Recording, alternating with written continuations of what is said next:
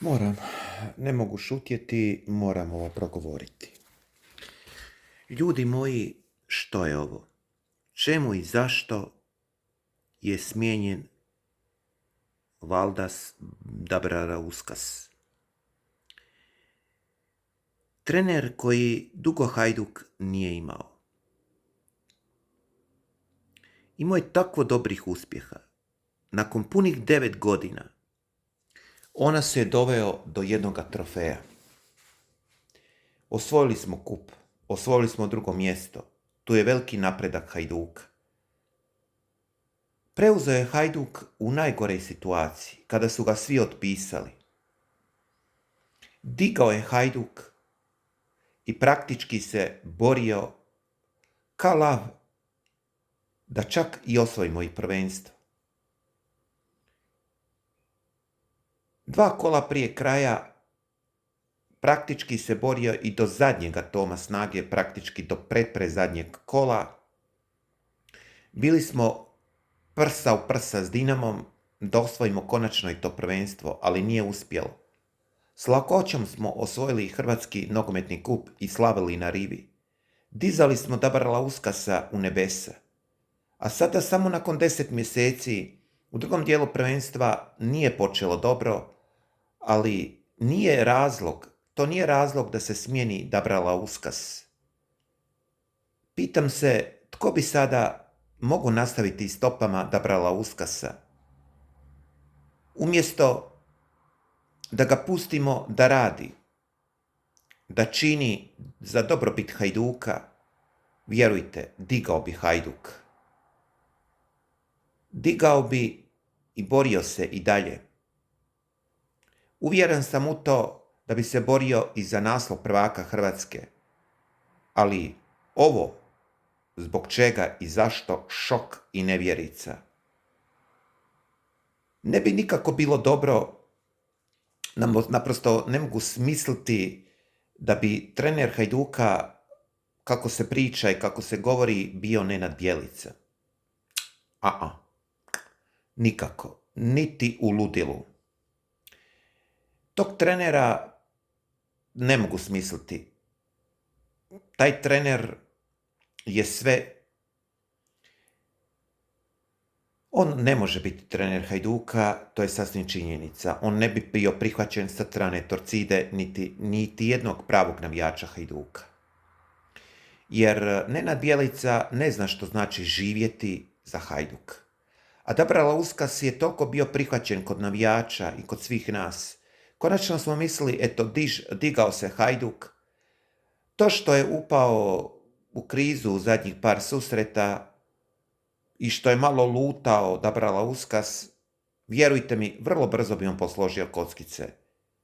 On bi ponovno vratio onu formaciju 3-4-3 i s tim bi Hajduk daleko, vjerujte, duboko borio se i osvojio bi ponovno kup, a uvjeren sam i u to i prvenstvo, a ovako naprosto ne znam koga staviti za trenera Hajduka.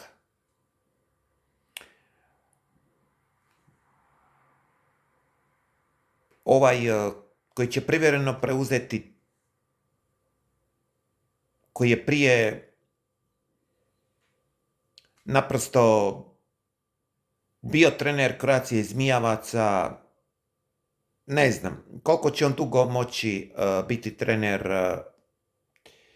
Naprosto gledajući s te strane, nikako ne bih volio da to bude niti Zoran Vulić, jer nije baš postigao neke rezultate sa Hajdukom. Posebice ovo zadnje vrijeme dok je bio trener Hajduka. Slaven Bilić, da li bi on nešto mogao napraviti, to je isto veliko pitanje. Veliki stručnjak i koji pozna i u dušu igrača Hajduka bio je Valdes Dabrauskas. Valdes Dabrauskas je trener kako Hajduk dugo nije imao. Pišite u komentare što mislite o mojoj prijedlozi da je Jako Bušić i cijeli uprava Hajduka napravila ogromnu grešku smijenivši Valdesa Dabrauskas. Jer, vjerujte, meni je to s jedne strane žao. Hajduk puno gubi sa Valdesom Dabrauskasom. Treba naći trenera koji razumije igrače, koji je uz igrače, koji je uz gledatelje, koji će doživjeti euforiju, koji će doživjeti ono što Hajduk zaslužuje, a to je konačno osvajanje trofeja.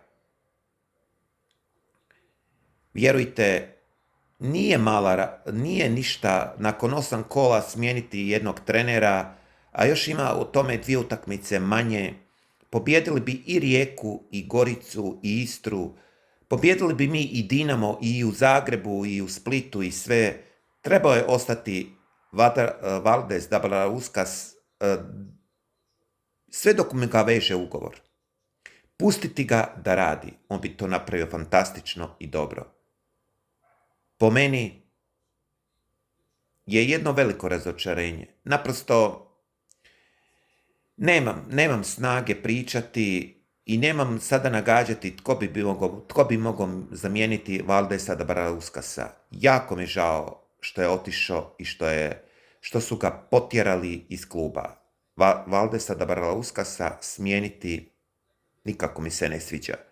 Zdravi i veseli bili, pa što god bilo da bilo, samo jedan Hajduk živi vječno, Bog i niko više. Voli vas vaš Manuel Martinez.